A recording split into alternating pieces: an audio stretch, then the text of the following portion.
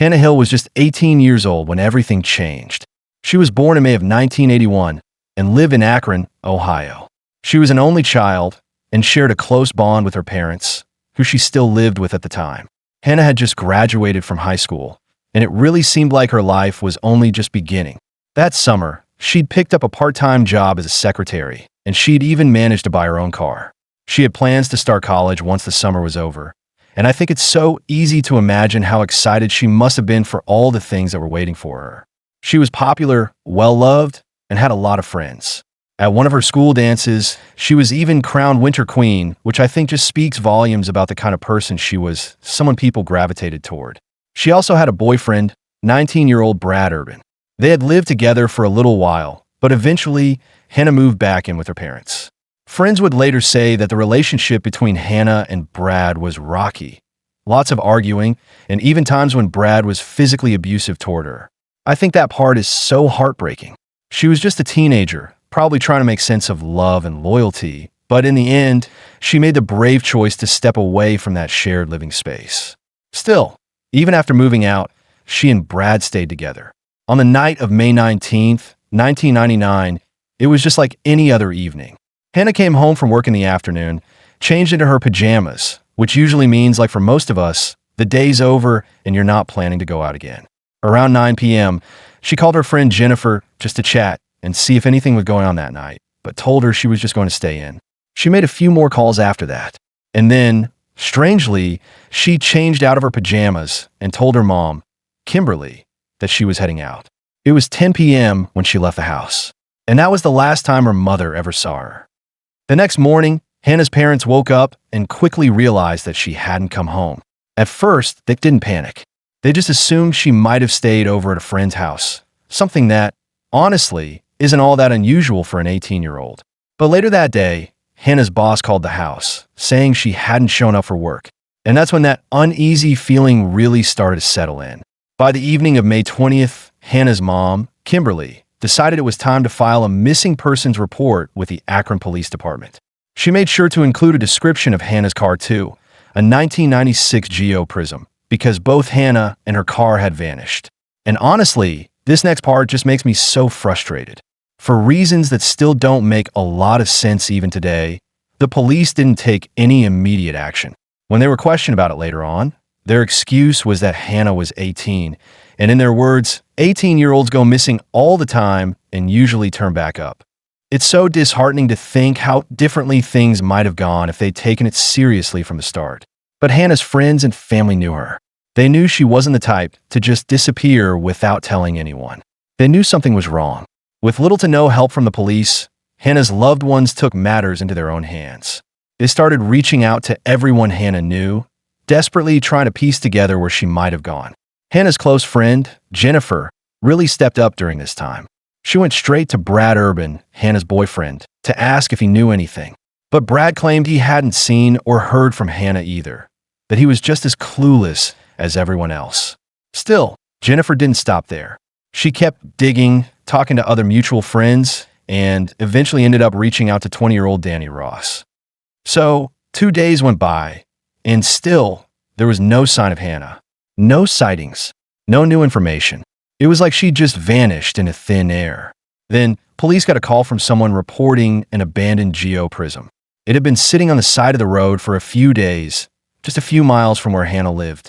But here's the really heartbreaking part. At that time, Hannah's missing persons report hadn't even been properly logged into the police system yet. So the officer who took the call about this car had no idea that an 18-year-old girl who owned that exact make and model had been reported missing. They treated it like any other abandoned vehicle. They didn't investigate it, didn't tow it, didn't open it. Instead, someone was just sent out to put a parking ticket on it, not knowing that this was actually Hannah Hill's car. The very next day, Brad Urban, Hannah's boyfriend, went down to the police station, apparently to urge them to search for her more urgently. But when officers saw him, they noticed something strange right away. Brad had scratches all over him. When they asked about it, Brad claimed that he and Hannah had gotten into an argument just a few days before she went missing, and that she had scratched him during that fight. He insisted it wasn't anything serious. I mean, I think it's pretty hard not to raise an eyebrow at that. But unfortunately, at that point, the police still didn't have anything concrete to tie him to Hannah's disappearance. So they couldn't really do anything. That's when police finally released information about Hannah's case to the media. They were hoping that maybe someone, somewhere, had seen or heard something and might come forward. And people did call in. Quite a few, actually.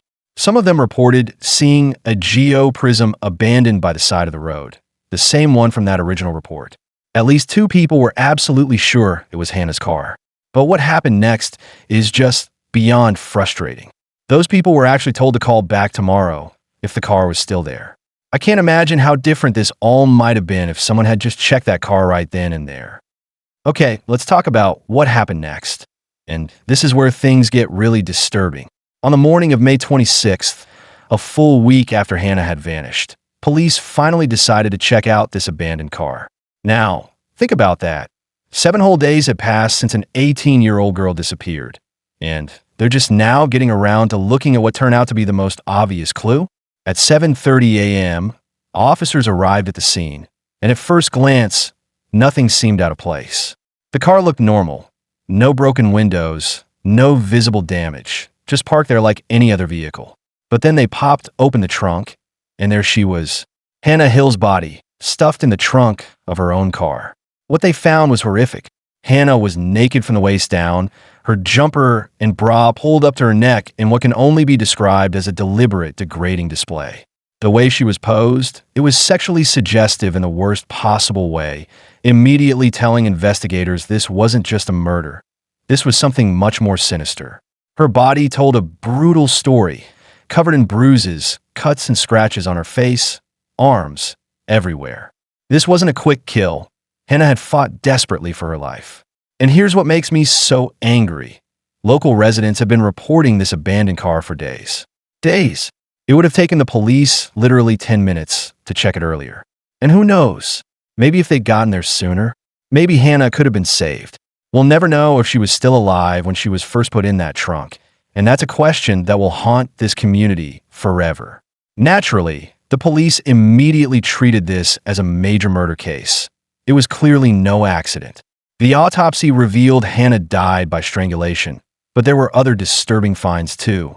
An unidentified white substance on her lip, a bite mark on her arm. These were the signatures of someone who took pleasure in the act. And then there was the evidence of recent sexual activity. Now, we can't say for certain whether this was consensual, but come on, given how her body was displayed, with her legs spread open, her clothes deliberately arranged to humiliate even in death, it's pretty clear this attacker wasn't just committing murder. They were making a statement. They wanted to degrade, to dominate, to strip away every last bit of Hannah's dignity. And that changes everything about how we understand this crime. Now, here's where the investigation takes a turn that, frankly, leaves me with more questions than answers. Almost immediately, police zeroed in on one prime suspect, Hannah's boyfriend, 19-year-old Brad Urban. And look, let's be real. Brad wasn't exactly coming into this with a clean record. We know he had a history of abusing Hannah. This wasn't just rumor or speculation. Her friends could confirm it. Then there's the fact that when police first saw him after Hannah's disappearance, dude was covered in scratches. I mean, come on, that's basically screaming red flag in neon letters. The day Hannah's body was found, detectives brought Brad in for questioning. But here's where things get frustrating. We have no idea what was actually said in that interrogation. None of those details have ever been made public. And then, for reasons that have never been explained, police suddenly dropped Brad as a suspect. Just like that. No further investigation, no public explanation. They apparently decided there was no way it could have been him. Now, I don't know about you, but that feels off. A boyfriend with a known history of violence, physical evidence on his body, and he gets ruled out completely without any transparency? Either the police know something we don't, or this was a major misstep. Either way, with Brad out of the picture, investigators had to pivot, and fast. They started looking at entirely new suspects, which meant precious time and evidence might have been slipping away while they backtracked. Okay, so police finally checked Hannah's phone records, and here's what they found. She made several calls that night, including one to Danny Ross, this 20-year-old guy she knew. Now, according to her friend Jennifer, Hannah and Danny weren't particularly close. She'd been to a few parties at his place, but that was about it. Not like they hung out all the time or anything. Here's the thing about Danny. He had this reputation around town as kind of a player, you know? Not exactly the most trustworthy guy, whether as a friend or anything more serious. And Hannah knew about this too. She'd mentioned it to her friend before. So that phone call is interesting, right?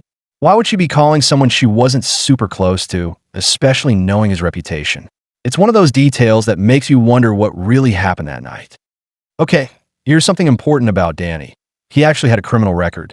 Just 2 months before Hannah disappeared, he was caught trying to sell $500 worth of cocaine. And get this, only 2 days before she went missing, he pled guilty to drug trafficking and got 2 years probation. Now, fast forward to May 26th, the same day Hannah's body was found, and police ruled out her boyfriend as a suspect. Detectives decided to visit Danny at his apartment. They weren't officially treating him as a suspect yet, but come on, he was one of the last people Hannah had called that night. If anyone might have known something, it was him. When police arrived, they noticed Danny had a broken arm and a cast. He claimed he'd hurt it in a fight a few weeks earlier. But here's where things get weird. During questioning, Danny told them Hannah had actually come to his place at 11 p.m. the night she disappeared. Wait, what?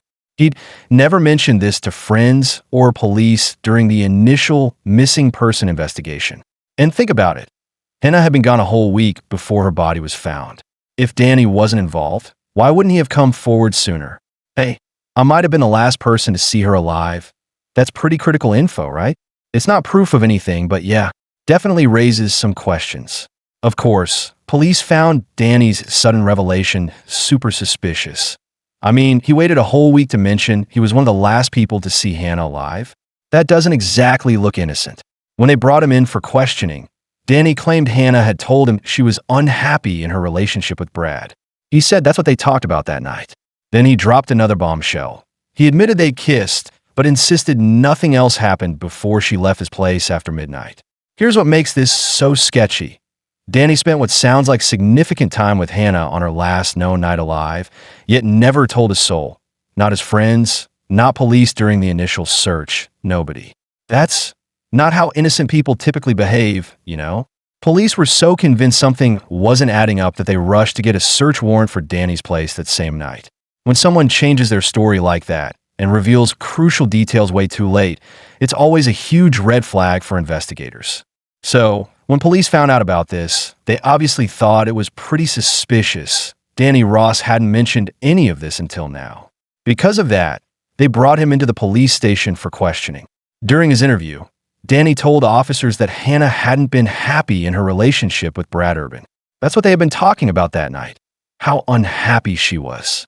Danny said that he and Hannah had kissed that night, but according to him, nothing else happened. Afterward, he said Hannah just left his house sometime after midnight. I mean, it's really hard not to find that suspicious. Danny spent a significant amount of time with Hannah on the very last night she was seen alive, and he didn't tell anyone. Not his friends, not Hannah's family, not even when people were out desperately searching for her. He kept it to himself. And honestly, that alone raises so many red flags. Police clearly thought the same. They found Danny's behavior so suspicious that very same night, they decided they needed to get a search warrant for his place as soon as possible. In the early hours of May 27th, about 15 officers showed up at Danny Ross's second-floor apartment. While searching around the outside of the building, one of the officers noticed a garbage bag tucked underneath a bush, right in line with one of Danny's windows. He thought he saw something that looked like a shoe sticking out, so he decided to pull the bag out and check inside. And honestly, thank God he did. Inside the bag, they found a pair of women's pants that were covered in blood and feces, along with women's underwear, shoes, and a purse. All of these items were quickly identified as belonging to Hannah Hill. I mean, at this point, it just seemed undeniable that Danny had some serious connection to what happened to her. Within just 24 hours of finding Hannah's body, Danny Ross was officially arrested on suspicion of aggravated murder. But despite everything, Danny never admitted to killing Hannah. He's maintained his innocence from day one, and honestly, his family never stopped believing him either.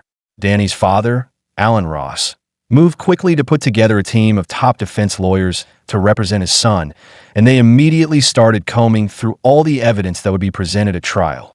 The evidence, of course, included that garbage bag full of Hannah's clothes. But there was more.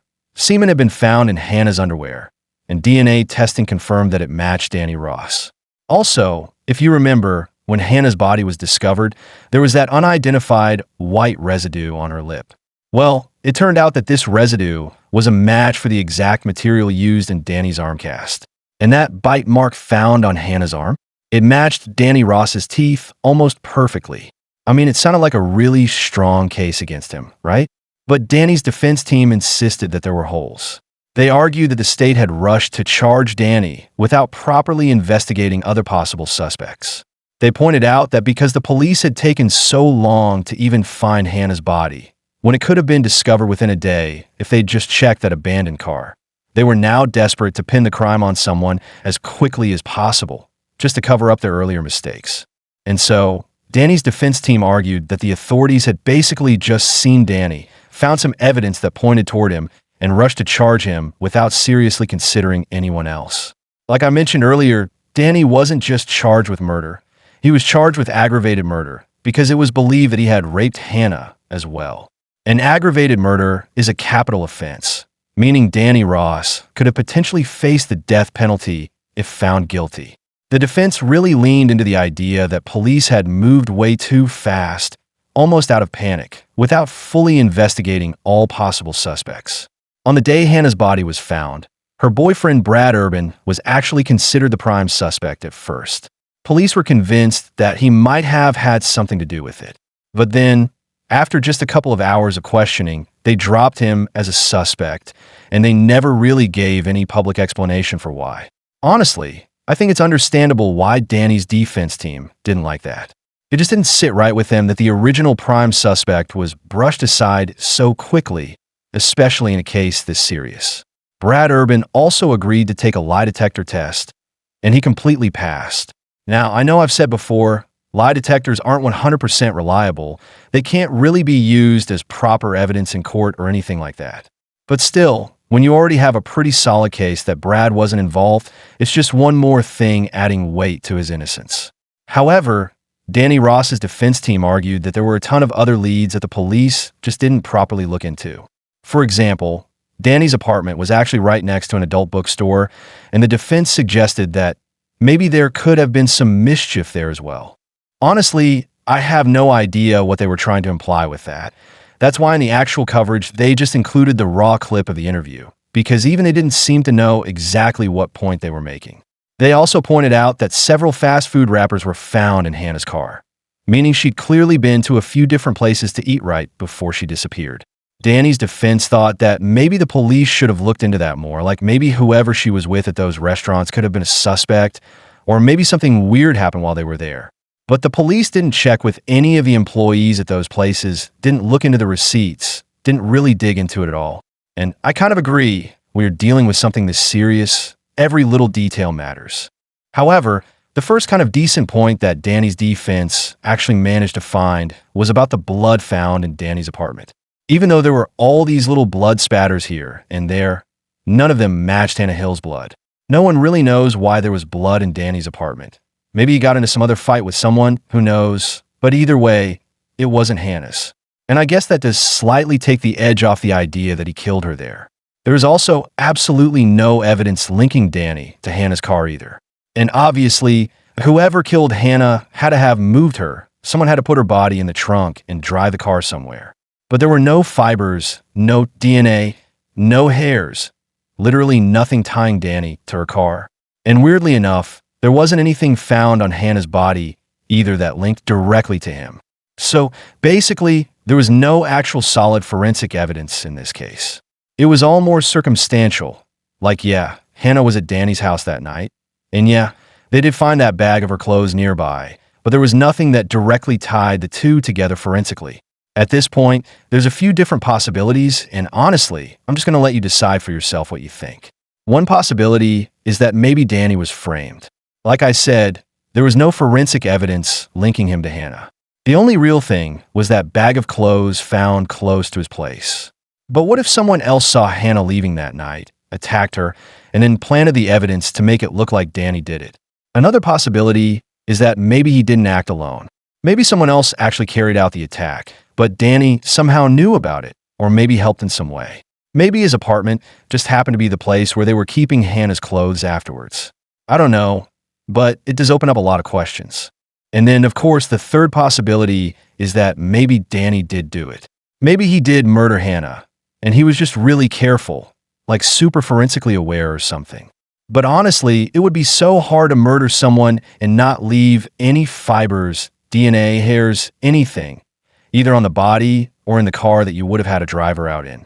So if he did do it, either he was unbelievably lucky or unbelievably careful. Anyway, Danny Ross's trial officially began on October 17th, 2000. Hannah's best friend, Jennifer Edwards, was actually called up to the stand. She testified that throughout the whole week when Hannah was missing, Danny had been lying to her, saying he hadn't seen Hannah that night, when now we know for a fact that he had. The police officers that searched Danny's home that day were also called up to testify. They said that while they were on their way up to his second-floor apartment, they actually heard a noise like something hitting the ground. But none of them went to check it out, and none of them saw what made the noise. In hindsight, though, they wondered if it could have been Danny throwing that bag of clothes out his window. Like I mentioned before, the bag was found directly in line with his window. But Danny's defense pointed out something interesting. They argued that it would be so stupid for Danny to just keep this bag of Hannah's clothes, literal evidence that could incriminate him, inside his house for an entire week after murdering her, especially when he knew that police were breathing down his neck. It just didn't make sense. If that bag was planted there by someone else, it would also explain why there was absolutely no forensic evidence linking Danny to Hannah's body or her car. And honestly, I can kind of see why people might believe that theory, because the police, they had seriously dropped the ball here. Hannah's body was literally right there in her car for days, while the police ignored tip after tip after tip. It was terrible police work. And so Danny's defense argued that the police, desperate to save face and cover up their mistakes, decided to just plant Hannah's clothes on Danny's property so that they could arrest someone, anyone, and make it look like they were actually doing their jobs. The state, not Danny's defense, but the state itself, argued that Hannah had been raped before she was murdered by Danny Ross. Now, we do have definitive forensic proof that Hannah had sex shortly before she died. That's not up for debate. But the thing is, the only person who could truly tell us whether it was consensual or not is no longer here. She was murdered. And I think it's hard not to see the connection, that the fact she had sex just hours before she was brutally killed probably is linked to what happened to her. Along with that, her body was severely beaten, covered in bruises, cuts, scratches. It just showed how much of a fight she must have put up. She was found naked from the waist down, stuffed into the trunk of her own car, posed in a way that honestly just felt so dehumanizing. And to me, everything about it, the violence, the way her body was left, the posing, it all just screams that it wasn't consensual. It just feels so clear. Danny's defense argued that he and Hannah had consensual sex before she left his house that night, and that whatever happened to her after that, he had no part in it. They emphasized the fact that there was no semen found inside Hannah's body, only in her underwear. And according to her autopsy, there were no obvious signs of trauma to that part of her body either. Usually, when someone is sexually assaulted, there's some kind of physical evidence, tearing, bruising, injuries, because an attacker obviously doesn't care about the victim's pain or well-being. But at the same time, that's not a guarantee. It doesn't always happen. There are cases where someone can be assaulted and show little to no physical injuries. So honestly, I feel like that piece of evidence could be interpreted either way. It doesn't scream consensual to me, but I get why the defense leaned hard on it. At the end of the day, the heartbreaking truth is that the only person who could tell us for sure what happened, whether it was consensual or not, is Hannah. And she isn't here to speak for herself. All we're left with are the facts. She was brutally murdered, beaten severely, covered in cuts and bruises, left naked from the waist down, posed in a way that felt intentionally degrading, stuffed into the trunk of her own car like she was nothing. And personally, I just don't believe that someone who was cared for and respected would end up being found like that. I think her final moments tell a story, even if she can't. So, if you remember, when Hannah's body was found, there was that mysterious white residue on her lip. At the time, it was believed to have possibly come from Danny's arm cast, the one he was wearing during that period. But here's the thing, it hadn't been definitively proven. It was just a theory. Wanting to fight back against this, Danny's defense team actually brought in their own expert, a chemist, who testified that the fibers found on Hannah's lip weren't necessarily from Danny's cast. It could have been something else. It wasn't a smoking gun, at least not in the way the prosecution had originally made it seem. With all this information thrown at them, the jury now had a lot to consider. They had a few different options. They could find Danny guilty of both rape and murder, which could potentially land him the death penalty. Or they could find him guilty of just murder and not guilty of rape, meaning he would still spend decades in prison, but he wouldn't be facing execution. At first, the jury was extremely divided, especially when it came to that one huge piece of evidence, the bag of Hannah's clothes.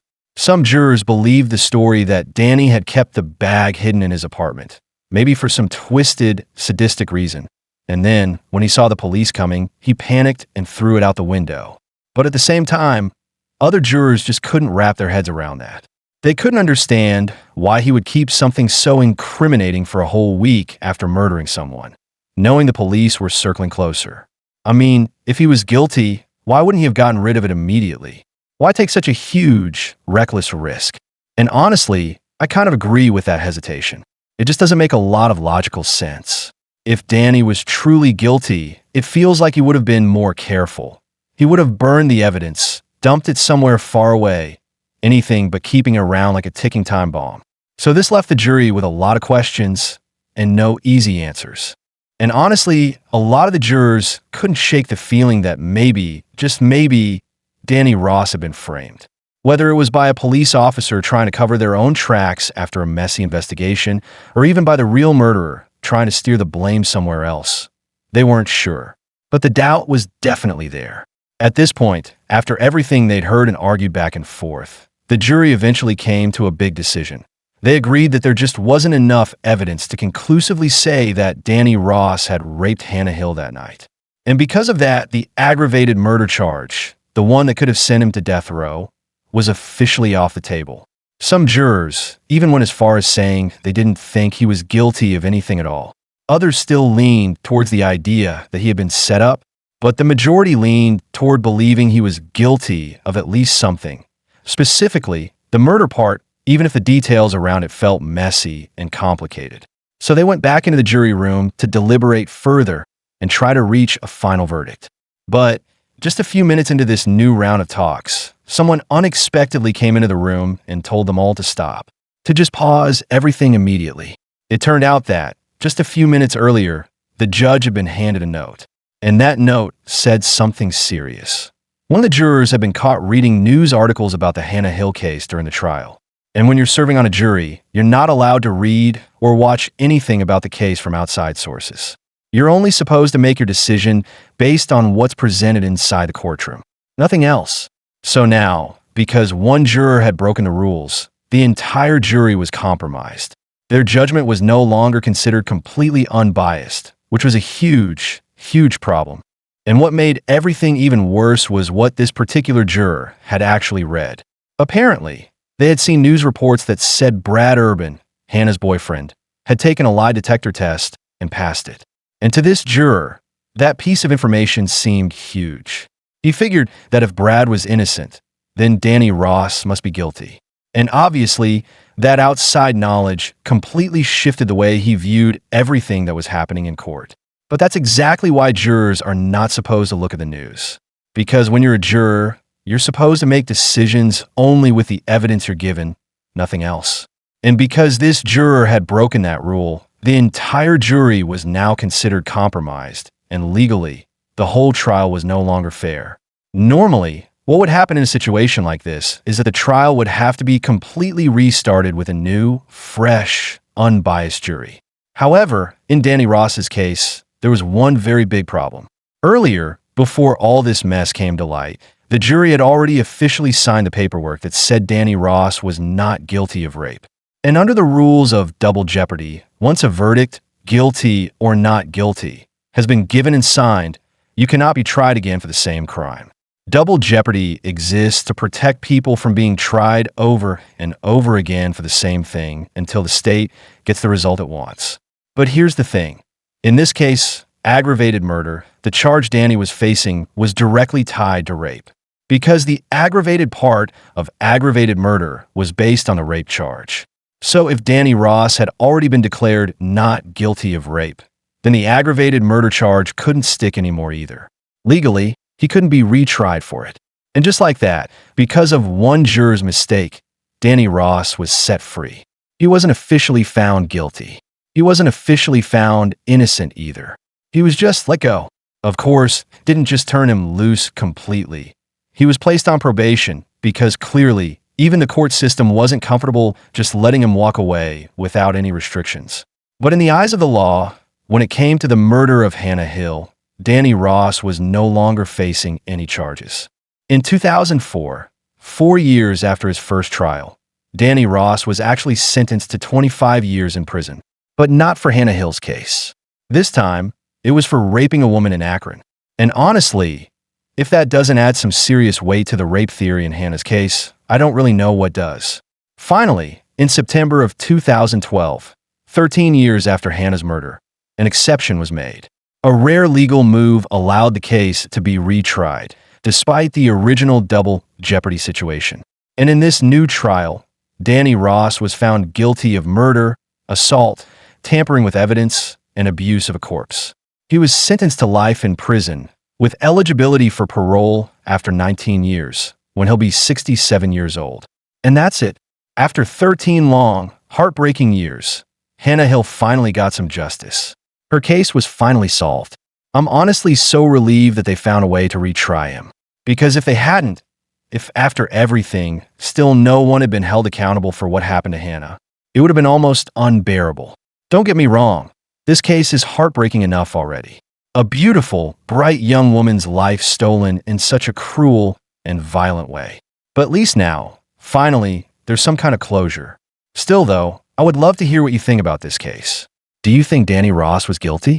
Or do you think he could have been innocent? Because even now, despite everything, despite the guilty verdict, it's not an open and shut case in my mind. There was never any direct forensic evidence linking Danny to Hannah's body or her car. The main connections were the bag of clothes and the fact that they had sex that night, but whether it was consensual or not, we'll never truly know. Only Hannah could have told us that, and tragically, she never got the chance. So honestly, I still go back and forth in my head. Part of me feels like, especially after that later conviction for rape, Danny Ross probably did do this to Hannah. But then there's always that small part of me that remembers there was no forensic proof, and that small doubt always lingers. Let me know what you think. I'd really love to hear your thoughts on this one.